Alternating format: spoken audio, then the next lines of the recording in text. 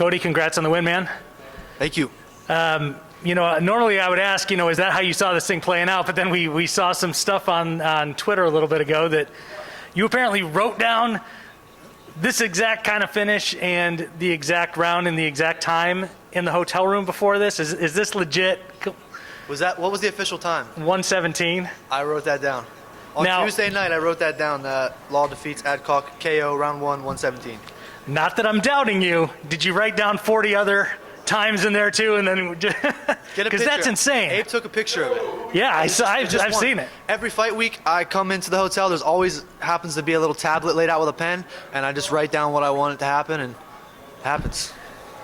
You have to go buy lottery tickets tonight, obviously. Abe says the same thing. That's nuts, dude. He literally was like, just even leading up to this fight, I was writing things down and they were happening. He was like, bro, I need numbers. Send me lottery numbers. That's crazy. Big left, obviously, then a big right behind it. Did you figure that would be sort of the way you'd be able to get this thing done, that you'd be able to finish him on the feet? Obviously, the kick preceded it, but... Yeah, I wanted to finish it on the feet. Even if he tried to take it to the ground, I wanted to separate and stay on the feet. I was hoping for the high kick to be the one that put him away, but I just got to keep getting better, Are you happy with the fact that it landed? I mean, he blocked it a little bit, but... Yeah, I'm happy. I mean, I saw it did damage, but I know that I have enough power behind that kick to put him out, so I just need to work on putting a little more behind it in the fight. You were, I think if I remember correctly, you were the biggest favorite on the card tonight. The number next to your name was pretty massive. Yeah. Do you have to assume at this point, when you keep finishing guys like this, that the names in front of you from here on out are just going to keep getting bigger and bigger and bigger, and those numbers of like minus 2,000 are going to start coming down a little bit because of that? Yeah, that's what I want. Obviously, I'm a competitor. I want to fight the best. But Bellator knows what they're doing, so I just take whoever they give me and keep building. I've only been a pro for a year and a half, so I'm just getting my feet wet still. Are you okay with like a slow build upwards like that? Because we've seen other guys like, like AJ McKee, for example, kind of had that same kind of trajectory where people in his earlier fights were saying, well, he's not fighting any big names, right? Yeah. But then look at where it got him. I mean, are you comfortable being in a situation like that where it might take you another year and a half?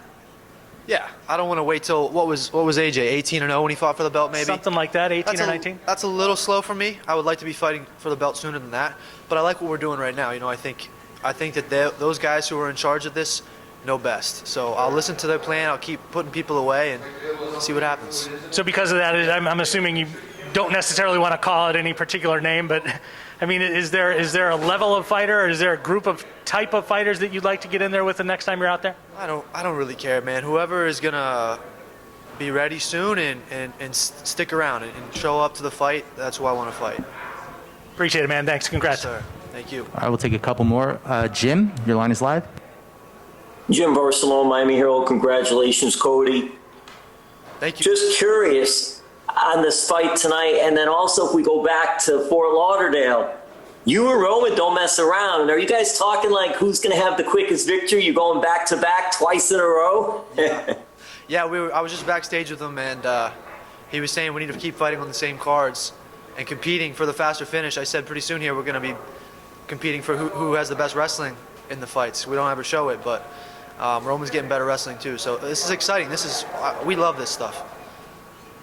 Yeah, and Cody, there's such a great amount of really good fighters from ATT and South Florida on this card again, like it was in Fort Lauderdale. Just what is it like to be a part of that gym and seeing all the fighters there tonight and the successes? Yeah, it's really fun. When we can get a group of guys together, we've got 4, 5, 6 coaches from ATT out here, multiple guys. Just kind of motivate each other and rile each other up, and so you can go out there and put on the most impressive performance. Keep it up. Thank you, Cody. Thank you. We'll go to Syed. Syed, your line is live. Yeah, how you doing? How you doing, Cody? Fantastic performance. Great KO in round number 1. I just want to ask you, how much confidence does it give you coming from such a phenomenal team like American Top Team and someone like Dan Lambert saying like you're the next big thing from ATT? How much confidence does that give you moving forward, knowing that you're in such great hands? How much confidence does it give you Dan Lambert saying you're the Oh yeah, a ton. I mean, Dan's been around forever, and I'm sure he knows, what he sees. He knows what he's looking at. So it's an honor to hear that from Dan, and it's an honor to be surrounded by guys like Mike Brown and have Pitbull and Artem and all these amazing coaches in my corner, my teammates every day. ATT has taken me so far, and I can't wait to see how much further we go together. Ronald? This is Ronald E. Smith. Cody, you brought up how in such short amount of time for yourself, how far you've grown in your career. And you say you don't want to talk about the future, you want to talk about the present. So in the present, what are you most proud of in the journey that you've gotten so far to the man you are right now? I don't know. I don't really think about that kind of stuff too much. I just feel like I'm doing what I'm supposed to be doing. I'm grateful more than proud. I'm grateful that I have the people I have around me. I'm grateful that I'm an American top team. Grateful that I got to fight for Bellator in my debut, and I'm still here. Grateful to be 6-0. But proud, I don't know. I'll be proud when I'm world champion. Thank you very much. All right, last one here, Luis. Hi, Cody. I'm Luis from MMA Pit, and you don't even have 2 years as a professional, and you already have 6 fights. Why have you chosen to fight so quickly between fights? What was the last part? Can you repeat that? The last part? Why you have chosen to fight so quickly between fights? Why have I chosen to? Chosen to fight so quickly between fights. Yeah, I feel like I'm getting old. I didn't even get to start MMA until 25, 26 now, and I have a lot of things I want to get done before 30, so I'm trying to fast track things a little bit, get more experience. As much time as I can spend in the cage, the better for me. So I don't want to take 6 months between fights. That's too long. And 2022, it's still very young. Do you want to keep this fighting rate? Do I want to keep fighting at this rate? With this rim, yeah. This weight class? With this short time between fights. Short time between fights. Yeah, I do. I think 2 to 3 months between fights is plenty. It gives me enough time to take a week or two to recover from a long training camp and get back to training. And I'm in the gym all the time anyway, so why not keep competing? It only makes sense. Thank you very much.